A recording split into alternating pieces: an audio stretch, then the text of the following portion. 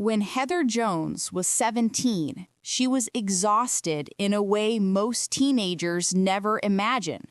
Her childhood had been shaped by neglect, instability, and a lingering sense that she had been left to raise herself. Removed from her mother's custody after suffering severe neglect, she grew up in foster care without steady adult guidance. By the time she reached her late teens, there was no reliable support system, no mentor, no parent, no one to help her navigate school, career, or even day-to-day decisions. Trying to survive, she found work where she could.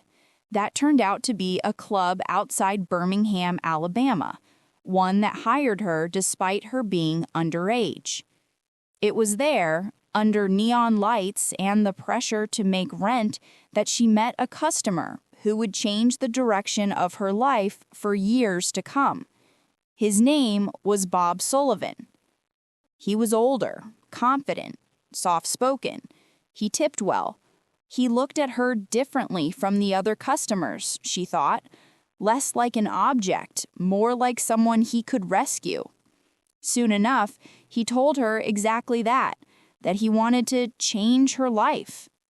What he proposed was essentially an arrangement: financial support, gifts, and trips in exchange for what he called private companionship.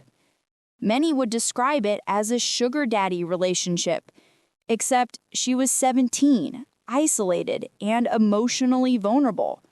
And he was a man decades older, persistent, and already positioning himself as a kind of savior figure. He told her two people loved her, him and Jesus Christ. He communicated with her on a phone he purchased, paid for clothes and dinners, and took her to hotel rooms in different cities across Alabama.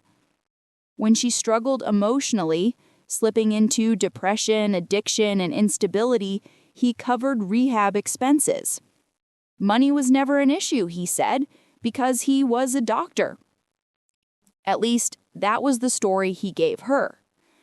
But it wasn't true. After years of knowing him, Jones discovered who he really was. Not Dr. Bob Sullivan, but Father Bob Sullivan, a Roman Catholic priest serving in the Birmingham Diocese. In 2020, he became one of the diocese's vicars general, a high-ranking administrator.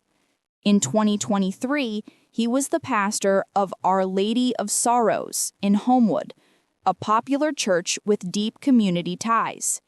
That revelation devastated her. The man who had entered her life as a wealthy doctor was actually a priest, sworn to celibacy, embedded in a religious institution that preached the very moral boundaries he'd been violating with her since she was a minor. As she got older, and especially as she began healing, Jones started to worry that other vulnerable teenagers could be drawn into the same kind of manipulation. Sullivan was known to work closely with families and children. She feared she had been groomed, exploited, controlled through money and authority, and she refused to let that continue without speaking out. But before she could act, Sullivan tried to secure her silence. He and his attorney sent her a non-disclosure agreement. Shortly afterward, $273,000 appeared in her account.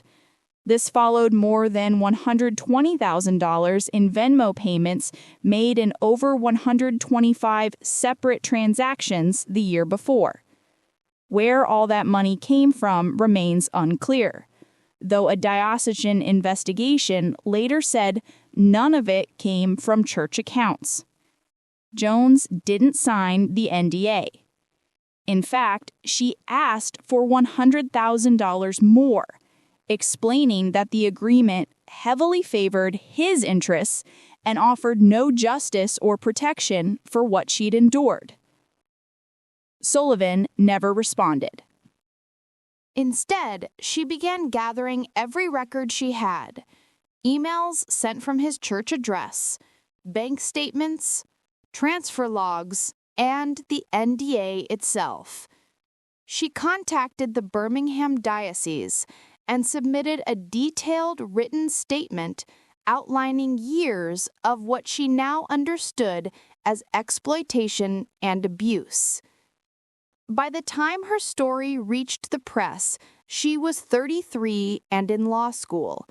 She used her real name, fully aware of the vulnerability that would bring, because she believed transparency was the best way to expose the imbalance of power at the heart of her experience. Her allegations landed hard. Father Sullivan abruptly told his congregation he was taking personal leave. A week later, Bishop Stephen Ryka informed parishioners that the allegations were serious, had been forwarded to the Vatican, and were also reported to law enforcement. But Alabama's laws offered little recourse. The age of consent is 16, and the state has no statute prohibiting sexual relationships between clergy and those under their spiritual authority.